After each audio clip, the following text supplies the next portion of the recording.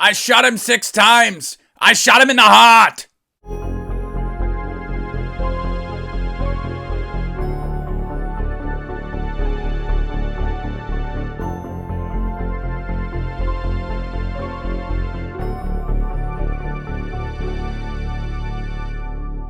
Everybody, it's Nick at the Lost River Drive-In, and we are coming to the end of the Halloween Revisited series, where we only have 3 movies left to talk about. Today, we're going to be talking about 1981's smash hit to the smash hit, Halloween 2. Halloween 2 tells the story of the same night, October 31st, 1978. As you know, at the end of the movie, Dr. Loomis shot Michael Myers off the balcony, but he was gone. Well, Michael is roaming the streets of Haddonfield yet again. Laurie is taken to the hospital. Dr. Loomis and Sheriff Brackett are scouring the town of Haddonfield looking for Michael. Most believe he's dead, or believe that Dr. Loomis just is a terrible shot and didn't hit him with all 6 of those bullets like he thought he did. Laurie's at Haddonfield Memorial Hospital, where we get introduced to a whole new cast of characters. We've got Bud, we've got Alice, we've got Jimmy, we've got a lot of staff. Nurses, EMTs that we're going to get introduced to throughout this night, and we're going to watch them get picked off one by one. Yay! And it actually is pretty fun. Meanwhile, Sheriff Brackett eventually finds out that Annie is dead because of Deputy Hunt, played by Hunter Von Leer, who's fantastic in this movie. Looks like Fabio with that hair. Hey, yeah, nice do. He needs to do some Head and Shoulders commercials, for sure. What's Hunter Von Leer been up to? I don't feel like I've seen this guy in a lot. I don't know. He's great in this movie, though. But anyway, so Dr. Loomis and Deputy Hunt are going around Haddonfield now looking for Michael Myers. Ben Tramer dies. Son of a bitch. I'm tired of people wrongfully dying in these movies, damn it. A marshal shows up with Nurse Marion from the original Halloween, and they say, hey, Dr. Loomis, you got to come back. They don't want Smith's Grove involved with this at all. Loomis says no. She tells him that Laurie is Michael's long-lost sister. Loomis puts it together. OMG, he wants to kill his other sister that got away, I guess, 15 years ago. So Loomis says, let's go to the hospital. Let's have a showdown with Michael Myers. And maybe we'll save Laurie Strode's life, but, really he just cares about killing Michael Myers. And that is really the plot in a nutshell of Halloween 2, 1981. So first and foremost, as we always do, let's talk about the pros with Halloween 2. The characters. I like a lot of the new characters in this movie. I like Jimmy, played by Lance Guest. I think that he's, a nice character for Laurie to kind of bounce off of, and, they have good chemistry. I like Leo Rossi as Bud. He's funny. I like Pamela Susan Shoop for many reasons in this movie, but I think she's good in this movie as well. I think that the core of this movie, though, the strength of it is Loomis and Hunter Von Leer's Deputy Hunt. I think that the two of them together, I think they have good chemistry. I think that Hunt is a nice person for Loomis to be on the hunt with, because Hunt isn't totally like, I absolutely 100% believe you. This is all totally true. But he's also not willing to count it out. So you've got this great kind of back and forth between them throughout the movie of like, you really think this guy's alive? Like, I don't know, but I can't take any chances. So I really like their chemistry. And I think that they're probably the anchor of this film when it comes to character-wise. The kills are also a positive in this movie. Obviously, this movie came out right when the slasher craze was really kicking off. So Carpenter and Rick Rosenthal and pretty much everybody involved felt we have to make this bloodier. We have to up the ante and we have to raise the stakes. And they do that. There are some great kills in this movie, whether it's the burning and drowning of Pamela Susan Shoop's character. That is pretty gnarly. I mean, everybody always says, well, Michael's hand didn't burn. Whatever. He's Michael Myers. Just deal with it. We accept it. Move on. That's gnarly. The opening kill with the neighbor girl, where just the sound of the knife going through her neck and the blood spatter shooting up, it tells you immediately you're in for a different experience. This is going to be a more visceral experience. It's going to be more about what you see, not what you don't see. And whether that's the right decision or not, it was, a product of its time. So it felt necessary in order to stay relevant and, really kickstart this franchise, which ironically they wanted to end after this movie, but whatever. I love the atmosphere in this movie. I think the atmosphere is really, really good in this movie. It feels like Halloween, almost to a fault sometimes when you talk about the atmosphere, because the dark and lonely hospital is a freaking fantastic setting.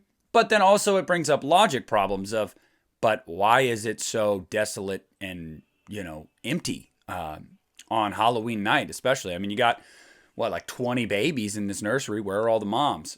Screw it. We're not getting into some of the logic issues because the atmosphere is fantastic. But again, Halloween 2, I actually feel like feels and looks a little bit more like Halloween than Halloween 1978 did. And part of that is just budgetary reasons. Halloween 1978 was very limited in what it could add to the production budget and in the set to make it look like Halloween in the spring in California.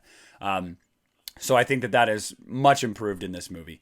I really love the score. I really do love the score in this movie, and it's very 80s. It is so 80s that over-synthesized Alan Howarth spin on John Carpenter's score. I love it. I love it. Especially when we get the scenes in the hospital, the stalking scenes and whatnot, whether it's Laurie's theme playing or the Myers house theme or the shape stalks. It's just, I love it all. I eat it up. Absolutely love the score of this movie. I like the story. I like the natural progression of the story. Her going to the hospital, Loomis still being on the hunt, not being convinced that Michael is dead, even though that looked like Michael. He's always got this doubt. And I love the fact that even when the marshal shows up and it's like, hey, it's time to go, he's like, oh, no, it ain't, bro. No, it's not. And I love that. That's really... And Donald Pleasance sells that. I mean, he sells that super well. So I just love that performance all around, but I love the story. I even really have always loved the brother-sister connection. I understand what it does. It makes Michael less random. I get it. But I always loved it, and I feel like in pop culture, you can't think about Halloween and Michael Myers and Laurie Strode without thinking of them being siblings, just because it's been ingrained in our minds for 40 years now. So I always did like that addition to it. And, they've forgotten about it now, but in my mind somewhere, I'm just always going to think that they're brother and sister, and that's totally fine by me. But as much as there are a lot of positives in this movie, let's get into some of the negatives. Now, first and foremost, Jamie Lee Curtis. Wasted in this movie. She is absolutely wasted. And I don't mean wasted like she was hitting the bottle. I mean, the actress was wasted. I don't know if she was filming other things. Obviously, I'm sure she was. She had a busy schedule in the 80s. So maybe she was in between projects and only had X amount of time. But she takes a massive backseat in this movie. Which, the replacement is Loomis and Deputy Hunt. So it's not like glaring like, well, we don't have a lead. No, you have leads. But it's just, she's such a great actress. And I loved Laurie in the first movie. And to have her come back and still be in Michael's, crosshairs. But we don't really get to see that till the very end. It's kind of a bummer. But it's not just the fact that they wasted her. It is that her wig is awful. That is an awful wig. I mean, that's not really a big complaint. You can't hold that against a movie, but you can talk about how terrible it is. And that wig is awful. Awful. So yeah. But I feel like they wasted having Jamie Lee Curtis. They didn't give her more to do. So that's a bummer. The pacing is another negative in this movie, and I've always felt this way. Look. Stalking scenes are great. Empty hallway shots over and over and over again with nothing there are not great. Having Laurie Strode spend 90% of her screen time wobbling around and falling asleep and wobbling around and falling asleep is not scary. It's the character is giving a lethargic performance because that's her character requires that. But the movie is also going along at a very lethargic pace at this point. The middle of this movie is a drag. I mean, it is absolutely a drag. I love the Halloween franchise, but no one can tell me that the middle part of this movie doesn't drag at times. It really does. And so I feel like the pacing was just, I don't know. It's hard to get into sometimes. I'm not big into the pacing of this movie. This one I'm more mixed on, and that is the performance of Dick Warlock as Michael Myers, because I like the look of Michael in this movie. Obviously, the same mask from 3 years prior. It was a little warped because it was aged, but it's close enough. I like his look a lot. I don't like the walking. It's very robotic. I like the delivery in some of the kills, but I feel like there's not that floating almost kind of presence like Nick Castle had. It was, I don't even know how you would put this, maybe angelic, like he just kind of glided across the screen. And I don't feel like you get that with Dick Warlock. It seems a lot more mechanical. And if some people prefer that, that's totally fine. It's not even a negative for me. It's just, I'm mixed on it. I like parts of Michael in this movie. I don't like, parts of Michael in this movie. So it's just kind of like a mixed bag for me where maybe it's a wash. But yeah, I will say that. And I think that some of the logic decision, like the logic in this movie at times, there seems to be none of it. I will never, ever be able to get over Pamela Susan Shoop. Is her name Jill? I can't remember if her name... No, it's Karen. It's Karen. Nurse Karen. The munching on Michael's fingers.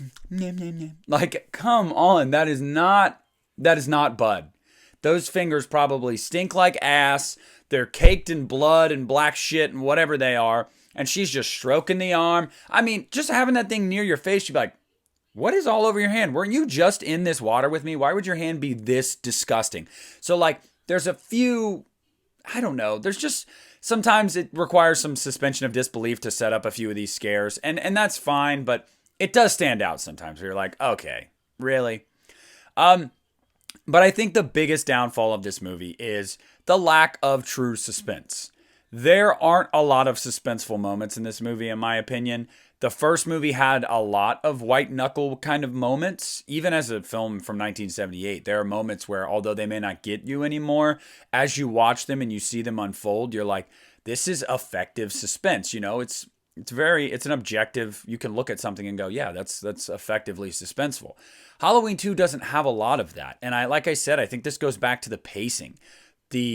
With it being so abrupt, like a brisk beginning, a very action-packed end, and just I don't even know, in the middle that just lulls you to sleep. There's just not a lot of suspense. I think the most suspenseful scene is Laurie getting away from Michael in the basement with the elevator. That is suspenseful. I feel like you don't get like any more of that in this movie. Maybe when they're about to blow him up and he's swiping around, but even at the same time, you feel like they're going to get him. So I don't know. I just feel like it misses the key ingredient that made Halloween so successful and so effective, which is that terror and suspense and dread throughout the entire movie, because it was so it was so well plotted and the acts were so well structured. And I just don't think this movie has that. And part of that, I think, is the director. It is by no coincidence that this director, Rick Rosenthal, also made the turd sandwich that is Halloween Resurrection. I think a lot of the things that are good in this movie are probably more of John Carpenter's reshoots and John Carpenter's script and John Carpenter's input. I truly believe that. I've always believed that. I know John did reshoot some things. I know John was very involved with this movie because this was his baby. This was before he was like, okay, I'm done with Halloween. Just give me a check for the theme. No, I know he was very involved in this movie, and I think it shows at many different points. I think a lot of what's good is John, not Rick Rosenthal. So the movie is a mixed bag for me overall. And I guess that's where I'll get to my final thoughts of Halloween 2. Halloween 2 is a worthy follow-up to the original Halloween. I think it feels like the same night. I think that the kills are great. I think a lot of the characters are great. I think the story's pretty good. However, I feel like it lacks true terror and suspense. I feel like it drags on, and I feel like Michael is just nowhere near as effective as he was in the first movie. Now, having said that, when I parse this out, it's more positives than negatives. So if I was going to rate Halloween 2 out of 5 stars, I'm going to give Halloween 2 3.5 out of 5 stars. I think it is a very solid movie. Not one of my personal favorites in the franchise for the reasons I mentioned. Maybe I'm nitpicking. I know a lot of people love this movie. I love this movie too. The only Halloween movie I don't love is Halloween Resurrection. I have love for every other Halloween movie.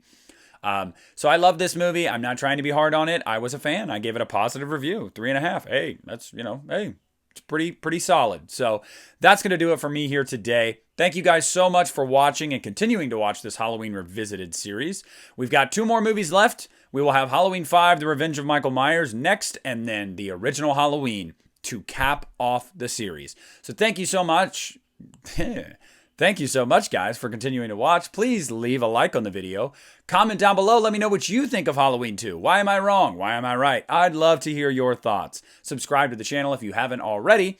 Check out my Patreon, which is the main source of funding for my channel. It is at patreon.com, The Lost River Drive-In. Become a patron for $1 a month and get a shout out in all of my videos, as well as other perks that I'm going to be starting to do again. I had really gotten bogged down with figuring out things to put on the Patreon, and I've figured it out.